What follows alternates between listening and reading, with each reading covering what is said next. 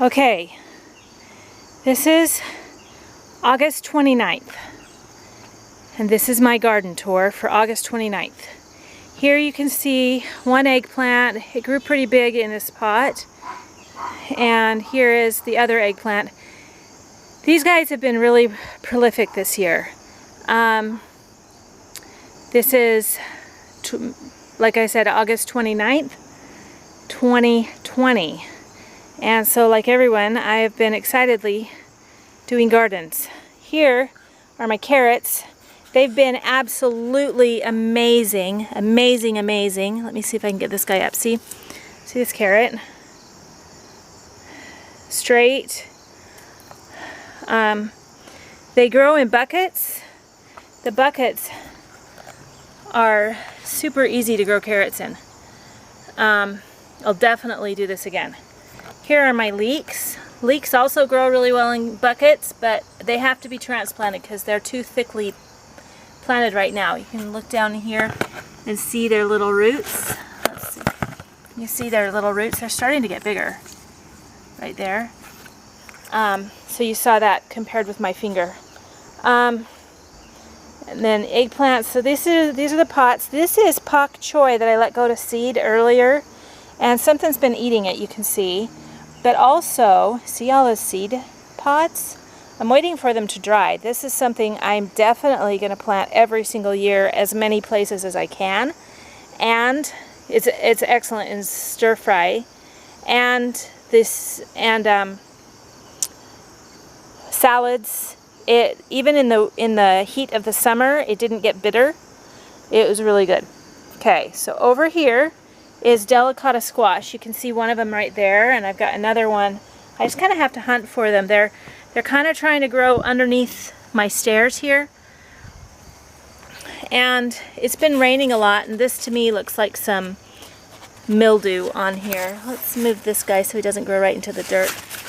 But see, I've got some squashes in there. And this is my herb flower patch. I just wanted a bed for flowers that I could just look at and be happy. These are the really tall ones. They're almost as tall as me. Those are marigolds. And I had some bachelor buttons over here that are kind of spent. You can see them right there. Some bachelor buttons. I needed to be deadheading them. It's been raining really hard today. This is basil, and it's going to seed, so I'll collect the seeds on the basil, and I've got a lot of seeds of dill back there. I don't know if you can see it. And I'm not quite sure how to, but, and then this is cilantro, and you can see the cilantro seeds are forming here too that I'll save. It's a slow bolt variety, which means that I'll be able to, that it grows better in the heat.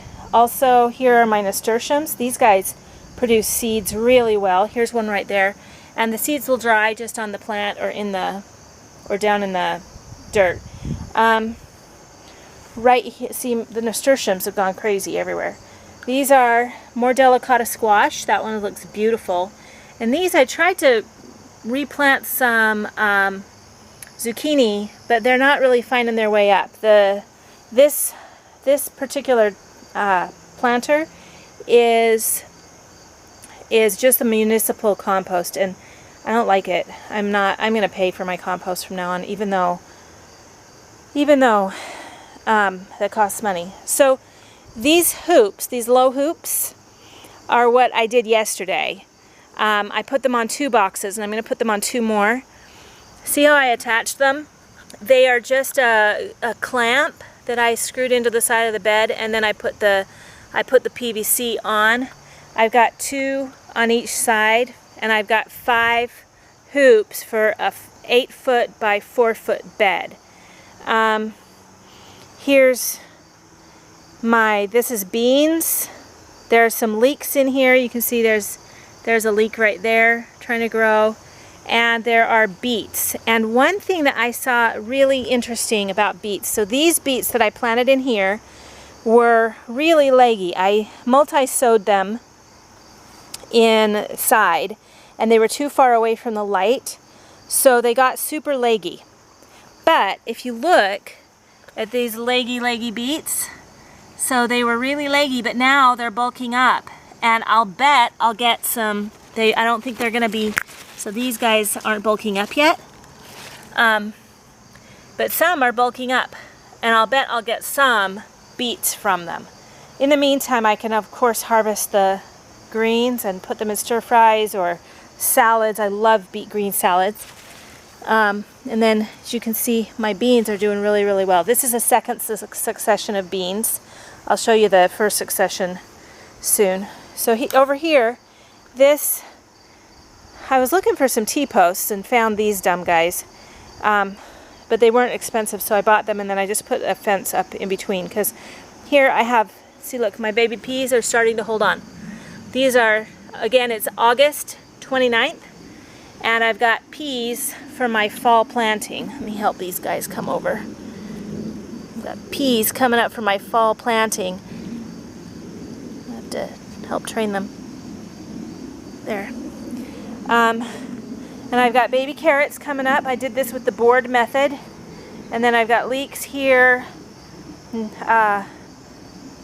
This is not turnips.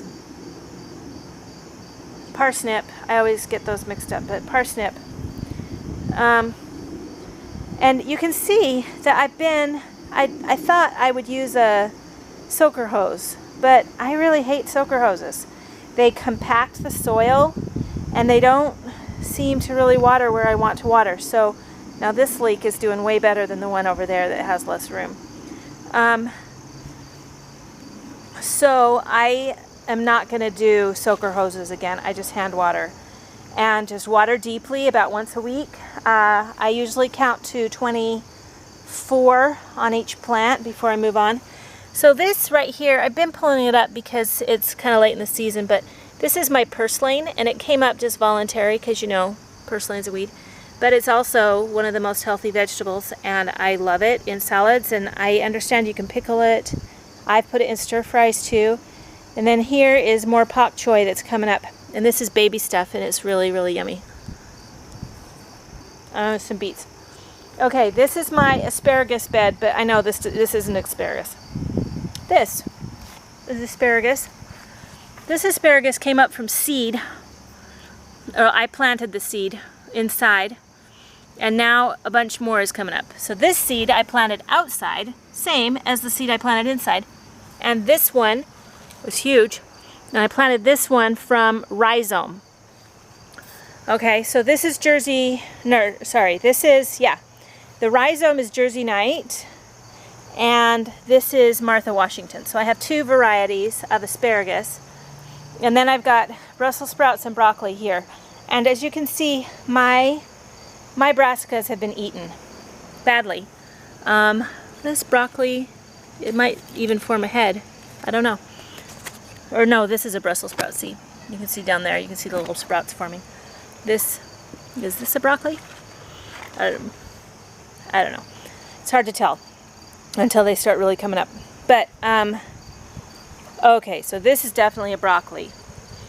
But my brassicas have just really been eaten, and I have not taken the time to really study what eats brassicas. But next year, I'm going to plant them inside one of my hoop tunnels, my low tunnels, and put insect netting over so that I save them from this dire fate. Okay, so let's keep looking at the asparagus because I want to show you something. This has been happening all summer. I didn't eat from these asparagus this summer because I just planted them. But this is what asparagus seeds look like. And I'm just going to let them self-seed and fill this bed entirely huge with so many asparagus. Then over here I've got some beans. So the beans I showed you earlier are a second sowing, second succession. These were the first succession, and they're still going strong. Every time I come out here, I can harvest like a gallon-sized bowl of beans. And here I've got some. These are black Spanish radishes, and this is romaine lettuce. Now it's been raining here and been cooler. And this romaine is okay. But 3 days ago, when it was super hot, this romaine was not okay. Romaine gets really, really gross in the heat. But if it cools down again, it seems to be okay and we can eat it. And then I've got basil, also going to seed. Oh, I missed an onion. I harvested all my onions a couple of days ago or yesterday. Here's my onions. These are little guys, but I'm harvesting them because rain is starting and I want to be able to cure them. So I'll take those onions inside. Okay, over here. These things. These are asparagus beans. And I've got some kale grown in there. Can you see the kale? That's dinosaur kale. It's growing slowly, probably because I've got so many beans around here. But these beans, and you can see there's some lettuce I planted at some point in there, trying to grow. These beans grow to be 3 feet long if I let them. I generally pick them at about 1.5 feet. Let's see. Here's a longish bean, you can see. See that? And they stay thin like that. They stay thin like that through the whole growing, and then they start to thicken up. So you can eat them when you start seeing beans. They're pretty crazy beans. I'm kind of happy with them. And then I've got some cherry tomatoes here, beets down here, more carrots over here that were sown very early in the year. And they're ready to pull, but I'm not pulling them until I'm ready to eat them. These are my Brussels sprouts from the early season. The other ones that were smaller were from the later season. See, you see the sprouts. And we've been eating these. I think they taste really, really good. They taste definitely better than what I buy in the store. Here, you can see some more Brussels sprouts. Yeah, definitely better than you can see in the store. Okay, so this best germination of carrots ever. And what happened here was I had a seed packet. Sorry, I'm messing up some carrots as I do this. I had a seed packet that got wet. And I opened it up and I just scattered the leftover seeds in there. So they're right there. Those carrots. Best germination ever. And then there's some kale. Here's some new peas that are coming up. Again, August 29th. My peas are coming up for my fall. This, I think, is some Brussels sprouts or broccoli. But again, so these aren't getting eaten too bad, but these ones are. So yeah, strawberry patch is not looking great. I think I need to figure out something to do with that. And over here I have some more radishes. These aren't the black Spanish radishes. And some baby peas. This is a second succession of baby peas coming up. Kind of excited about those. Alright, so here is my straw and compost. It was a potato bed, but I just threw all the compost in there. Here I have my peppers. See, that's a nice big bell peppers coming up. And these were serrano peppers, way too spicy for me. I don't think I'll plant. I think the hottest I'm going to get in the future is just jalapeno, because these were pretty massively hot. Here are my 2 more eggplants, and they are as high as my shoulder. I'm 5 feet tall, so they're maybe 4 feet tall. And you can see I've got some fruit there. Down here I planted some spinach. Can you see the little spinach plant? It's starting to come up. There's a kale.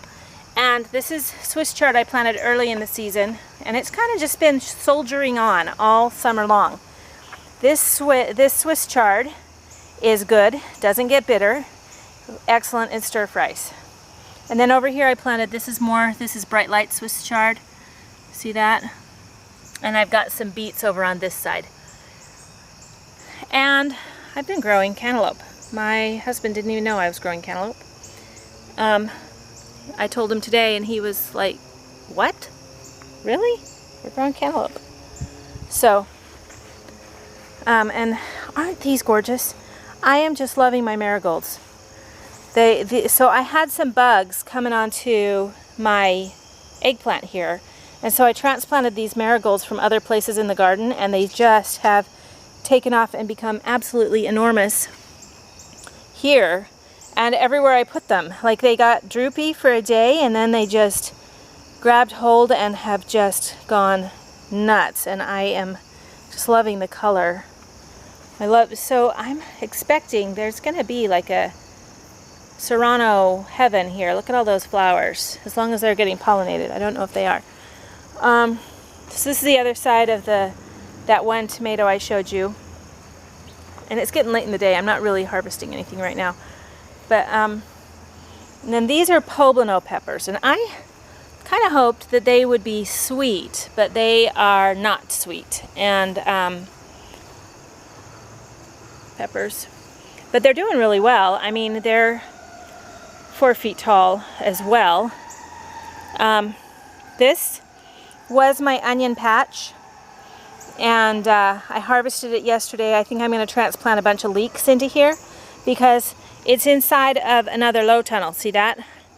It's inside of the low tunnel, so when winter comes, the leeks can be protected and just stay good until I'm ready to eat them. I'll pull the peppers out. Well, I'm not going to pull them out. I'm going to cut them at the base and chop and drop everything, because cutting them at the base means that I leave the food in there for all the microorganisms.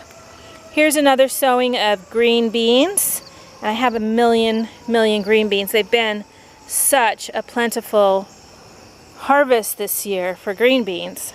Okay, so over here I have corn.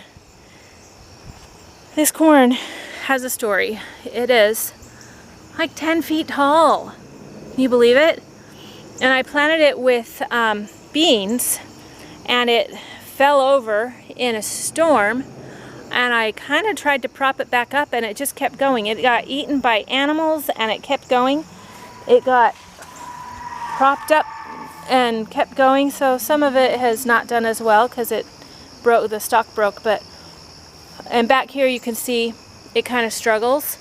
But look at this. I've got ears of corn that are starting to, I understand from my favorite teacher, YouTube, that once the ears get to be at about 45 to 90 degree angle off of the stalk and the silk is dry, then it's time to eat. Check out, my beans are growing clear up to the top. That's easily 10 feet tall, and the beans are growing. Okay, so now it's starting to get dark. I hope you can still see. Now we're moving over past that low tunnel to my tomato mess. So this tomato jungle started out fairly orderly, but I did plant them kind of close together, and I did the Florida weave on them. If you look closely, you can kind of see I tried Florida weave, but my poles weren't strong enough. They were just old tomato stakes that I had, and I guess they weren't designed for this kind of thing. So next year I'm going to put the stakes on either side, on the 4-foot sides of the 8-foot beds, and I'm just going to do tomatoes down the center, and I'm going to put T-posts that are going to go up like 8 feet, and then